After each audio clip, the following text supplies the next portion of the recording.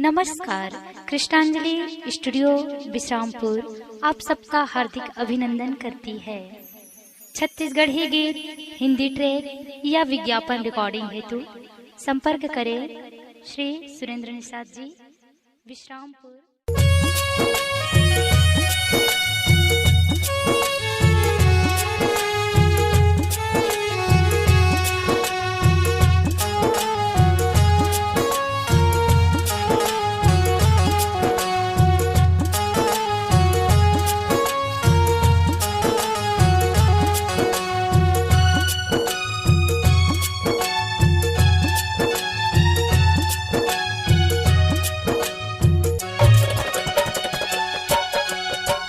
काहोगे मोलाओ, काहोगे मोला, काहोगे मोलाओ, काहोगे मोला। रतिहा पुन तपनामा, रतिहा पुन तपनामा, सपनावत रही थो तोलावो। काहोगे मोलागा, काहोगे मोला, काहोगे मोला जी, काहोगे मोला। रतिहा कुन सपनामा, रतिहा कुन सपनामा, सपनावत रही थो तोलागा। काहोगे मोलाओ, काहोगे मोला,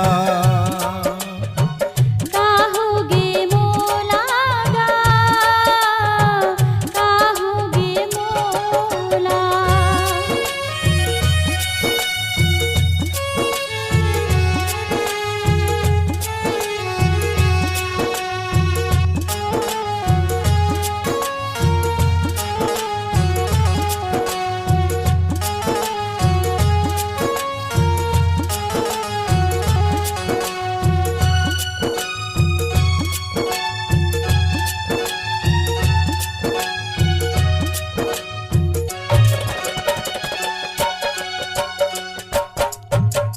दरिया नदिया घाट घटौंदा खोजे बारी कोलावो।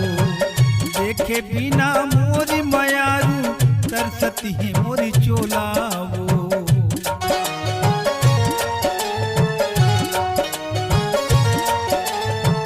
दरिया नदिया घाट घटौंदा खोजे बारी कोलावो।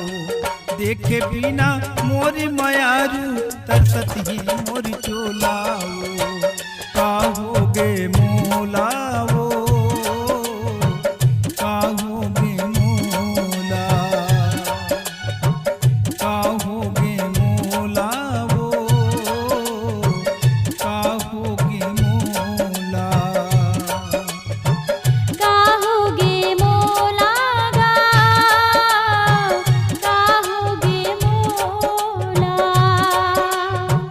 काहोगे मोला जी,